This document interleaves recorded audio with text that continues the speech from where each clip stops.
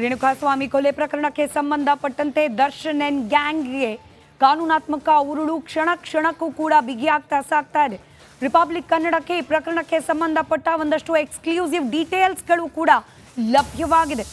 ಅದರಲ್ಲೂ ಕೊಲೆಯಾದ ರೇಣುಕಾಸ್ವಾಮಿ ಆತನನ್ನ ಮರ್ಡರ್ ಮಾಡುವಲ್ಲಿ ಪೊರ್ಕಿ ಗ್ಯಾಂಗ್ನ ಪಾತ್ರ ಇತ್ತು ಅನ್ನೋದಕ್ಕೆ ಪೂರಕವಾದ ಕೆಲ ಸಾಕ್ಷ್ಯಗಳು ಲಭ್ಯವಾಗ್ತಾ ಇದೆ.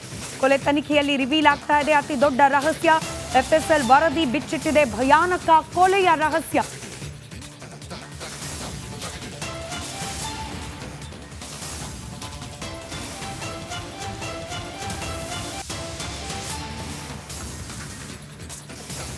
ದರ್ಶನ್ ಬಟ್ಟೆಗಳ ಮೇಲೆ ರಕ್ತದ ಕಲೆಗಳು ಪತ್ತೆಯಾಗಿದೆ. ಅದು ರೇಣುಕಾಸ್ವಾಮಿಯ ರಕ್ತವೇ ಅನ್ನೋದು ಈಗ ಸಾಬೀತಾಗ್ತಾ ಇದೆ.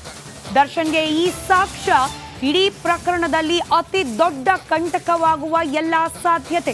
ರೇಣುಕಾಸ್ವಾಮಿ ರಕ್ತದ ಕಲೆ ದರ್ಶನ್ ಬಟ್ಟೆ ಮೇಲಿರೋದು FSLನ ರಿಪೋರ್ಟ್ನಲ್ಲಿ ಬಹಿರಂಗವಾಗಿದೆ. ದರ್ಶನ್ ಮನೆಯಿಂದ ವಶಪಡಿಸಿಕೊಂಡ ಬಟ್ಟೆ ಇದು. ಅನ್ನಪೂರ್ಣೇಶ್ವರಿ ನಗರ ಠಾಣೆಯಲ್ಲಿ ದರ್ಶನ್ ಅವರಿದ್ದ ಸಂದರ್ಭದಲ್ಲೇನೆ ಅವ್ರ ಮನೆಗೆ ಹೋಗಿ ಅಲ್ಲಿಂದ ಬಟ್ಟೆಗಳನ್ನ ರಿಕವರ್ ಮಾಡ್ಕೊಂಡು ವಶಕ್ಕೆ ಪಡ್ಕೊಂಡು ಬರ್ತಾರೆ ಅಧಿಕಾರಿಗಳು. ಅದನ್ನ FSL ತಂಡಕ್ಕೆ ಕಳುಹಿಸಲಾಗಿರುತ್ತೆ. ಇದೀಗ FSL ತನಿಖೆಯಲ್ಲಿ ರೇಣುಕಾಸ್ವಾಮಿ ರಕ್ತವೇ ಅದು ದರ್ಶನ್ ಬಟ್ಟೆಯ ಮೇಲೆ ಇದ್ದದ್ದು ಅನ್ನೋ ಮಾಹಿತಿ ಬಹಿರಂಗವಾಗಿದೆ. ಡೀಟೇಲ್ಸ್ ನಮ್ಮ ಪ್ರತಿನಿಧಿ ನಾಗರಾಜ್ ನೀಡ್ತಾ ಹೋಗ್ತಾರೆ ದೂರವಾಣಿ ಸಂಪರ್ಕದಲ್ಲಿ. ನಾಗರಾಜ್, ಎಷ್ಟು ದೊಡ್ಡ ಸಾಕ್ಷ್ಯವಾಗುತ್ತೆ ಇದು? ಜೊತೆಗೆ ದರ್ಶನ್ ಅವರಿಗೆ ವೈಯಕ್ತಿಕವಾಗಿ ಯಾವ ರೀತಿ ಸಂಕಷ್ಟ ಆಗೋ ಸಾಧ್ಯತೆ?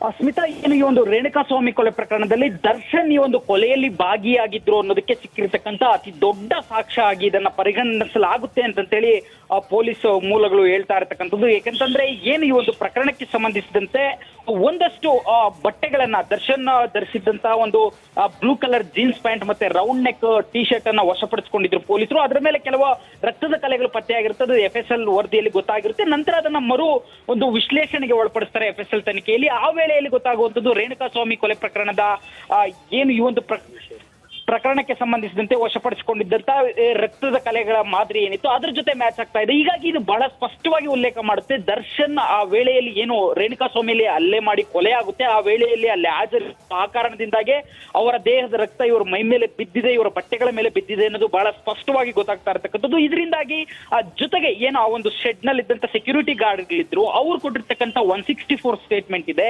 ಇವೆರಡೂ ಮರ್ಜ್ ಆದ್ರೆ ಈ ಒಂದು ಪ್ರಕರಣದಲ್ಲಿ ದರ್ಶನ್ಗೆ ಶಿಕ್ಷೆ ಆಗೋದ್ರಲ್ಲಿ ಬಹಳ ದೊಡ್ಡ ಪಾತ್ರವನ್ನ ಈ ಒಂದು FSL ವರದಿ ಆಗುತ್ತೆ ಅಂತ ಹೇಳಿ ವಿಶ್ಲೇಷಣೆ ಆಗ್ತಾ ಇರ್ತಕ್ಕಂಥದ್ದು. ಸದ್ಯಕ್ಕೆ ಈ ಬಗ್ಗೆ ರಿಪಬ್ಲಿಕ್ ಕನ್ನಡಕ್ಕೆ ಎಕ್ಸ್ಕ್ಲೂಸಿವ್ ಮಾಹಿತಿ ಲಭ್ಯ ಆಗಿರ್ತಕ್ಕಂಥದ್ದು. ಸ್ಮಿತಾ, ರೈಟ್, ಧನ್ಯವಾದ ನಾಗರಾಜ್ ಮಾಹಿತಿಗಾಗಿ.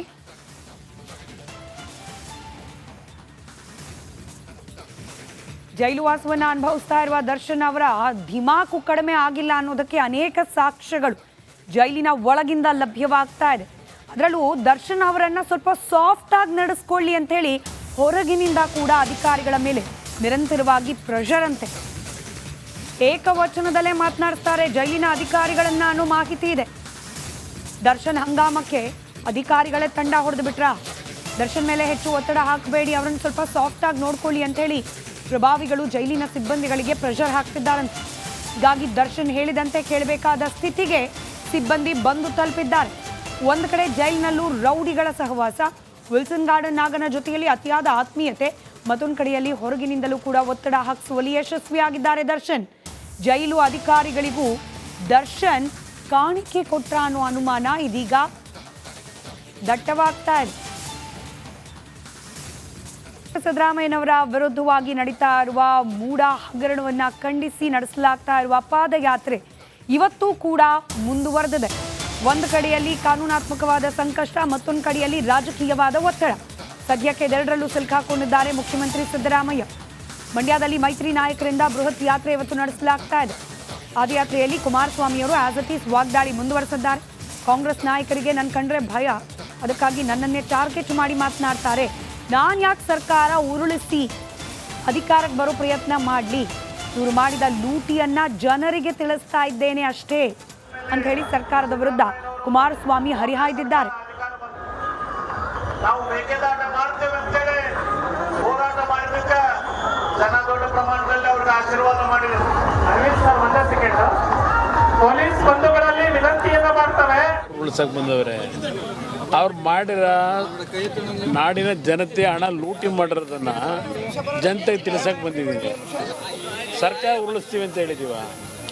ಸರ್ಕಾರ ಅವರೇ ಉರುಳಿಸ್ಕೊಳ್ತಾರೆ, ನಾನು ಯಾಕೆ ತಲೆ ಕೆಡಿಸ್ಕೊಳ್ಳಿ? ಸರ್ಕಾರ ಅವರೇ ಉರುಳಿಸ್ಕೊಳ್ತಕ್ಕಂಥ ವಾತಾವರಣ ಇದ್ದಾಗ ನಾನು ಉರುಳಿಸಕ್ಕೆ ಬರಬೇಕಾ? ನಾನು ಬಂದಿರೋದು ರಾಜ್ಯದ ತೆರಿಗೆ ಹಣ ಇವತ್ತು ಲೂಟಿಯಾಗಿದೆ, ಅದರ ಬಗ್ಗೆ ಚರ್ಚೆ ಮಾಡೋಕ್ಕೆ ಬಂದಿದ್ದೀನಿ. ಅದು ಮಾಡಿದೆ ಹಾಗೆ ಸುಮ್ಮನೆ ಇರೋಕ್ಕಾಗುತ್ತಾ? ಲೂಟಿ ಹೊಡಿಯಿಂದ ನೋಡ್ಕೊಂಡು ಸುಮ್ಮನೆ ಇರೋಕ್ಕಾಗತ್ತಾ? ಅಯ್ಯೋ, ಎಲ್ಲಿಗೆ ಬೇಕಾದರೂ ಕೊಡಲಿ. ಹಿಂದೆ ಎಲ್ಲ ಕ್ಯಾಸೆಟ್ ಮಾಡಿದ್ದು ನೋಡಿಲ್ವಾ? ಹಿಂದೆ ಎಲ್ಲ ಕ್ಯಾಸೆಟ್ ಮಾಡಿ ಆಪ್ರೇಷನ್ ಸಕ್ಸಸ್ ಎಲ್ಲ ಆಗಿ ನೋಡಿಲ್ವಾ? ಹೇಳ್ತಾ ಇರ್ತಾರೆ, ಹೇಳಿ ಬನ್ನಿ, ಹೇಳಿ. ಅದಕ್ಕೆಲ್ಲ ಮಂಡ್ಯ ಕಾಂಗ್ರೆಸ್ ನಾಯಕರು ನಿಮ್ಮನ್ನೇ ಟಾರ್ಗೆಟ್ ಮಾಡಿದ್ರು. ಕಾಂಗ್ರೆಸ್ಗೆ ಇರೋದೇ ನಾನು, ನಂದೇ ಟಾರ್ಗೆಟ್ ಅವ್ರು ಇಡಬೇಕಲ್ವ, ಬೇರೆ ಇಡೋಕ್ಕಾಗುತ್ತಾ? ಅವ್ರಿಗಿರೋದೇ ನನ್ನ ಭಯ. ಮಾತಾಡ್ತಾರೆ, ಮಾತಾಡಲಿ. 4ನೇ ದಿನದ ಪಾದಯಾತ್ರೆ ಮುಗಿಸಿ 5ನೇ ದಿನದ ಪಾದಯಾತ್ರೆಗೆ ಕಾಲಿಟ್ಟಿರ್ತಕ್ಕಂಥದ್ದು ಮಂಡ್ಯ JDSನ ಭದ್ರಕೋಟೆ. ಈಗ ಮಂಡ್ಯಕ್ಕೆ JDS ಹಾಗೆ ಬಿಜೆಪಿಯ ನಾಯಕರು ಕಾಲಿಟ್ಟಿರ್ತಕ್ಕಂಥದ್ದು. ಇಲ್ಲಿ ನಾವು ನಿಖಿಲ್ ಕುಮಾರಸ್ವಾಮಿ ಅವರು ಹೆಜ್ಜೆಯನ್ನು ಹಾಕ್ತಾ ಇದ್ದಾರೆ. ಬನ್ನಿ, ಅವ್ರನ್ನ ಮಾತಾಡಿಸ್ತಾ ಹೋಗ್ತಾನೆ ನಾನು. ನಿಖಿಲ್ ಕುಮಾರಸ್ವಾಮಿ ಅವರೇ, ಮಂಡ್ಯ ಕ್ಷೇತ್ರ ನಿಮ್ಮ ತಂದೆಯವರ ಕ್ಷೇತ್ರಕ್ಕೆ ಎಂಟ್ರಿ ಕೊಟ್ಟಿದ್ದೀರಿ. ಮಂಡ್ಯ ಜನರಿಗೆ, ಹಳೆ ಮೈಸೂರು ಭಾಗದ ಜನರಿಗೆ ಏನು ಸಂದೇಶ ಕೊಡ್ತೀರಿ?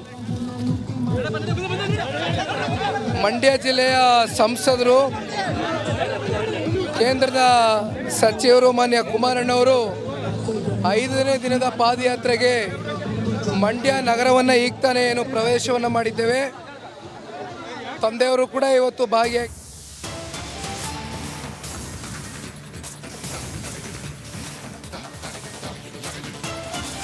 ಸುದ್ದಿಯ ಶುರುವಲ್ಲಿ ಗಮನಿಸ್ತಾ ಇದ್ವಿ.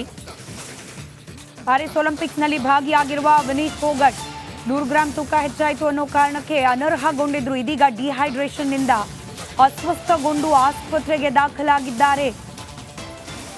ಒಲಿಂಪಿಕ್ಸ್ನಲ್ಲಿ ಆದ ಆಘಾತದಿಂದಾಗಿ ಸಹಜವಾಗಿ ಒತ್ತಡಕ್ಕೆ ಒಳಗಾಗಿರ್ತಾರೆ. ಇದರ ಜೊತೆಗೆ ಆರೋಗ್ಯ ಹದಗೆಟ್ಟಿದೆಯಂತೆ. ಸೈಕ್ಲಿಂಗ್, ಸ್ಕಿಪ್ಪಿಂಗ್ ಮಾಡಿದ್ರು ವಿನೀಶ್ ಫೋಗಟ್ ಅವರು.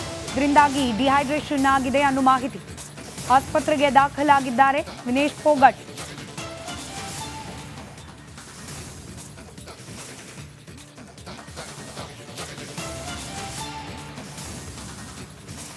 ಫೈನಲ್ ರೌಂಡ್ಸ್ಗೆ ಲಗ್ಗೆ ಇಟ್ಟಿದ್ರು ವಿನೀಶ್ ಫೋಗಟ್. ಗೆದ್ದು ಭಾರತಕ್ಕೆ ಚಿನ್ನದ ಪದಕವನ್ನ ತರಲಿದ್ದಾರೆ ಅನ್ನೋ ನಿರೀಕ್ಷೆ ಇತ್ತು. ಆದರೆ ನೇನು ಫೈನಲ್ ಪಂದ್ಯದ ಕಣಕ್ಕಿಳಿಬೇಕು ಅನ್ನೋ ಹೊತ್ತಿಗೆ ತೂಕ ಅಧಿಕವಾದ ಕಾರಣದಿಂದಾಗಿ ಡಿಸ್ಕ್ವಾಲಿಫೈ ಆಗ್ತಾರೆ.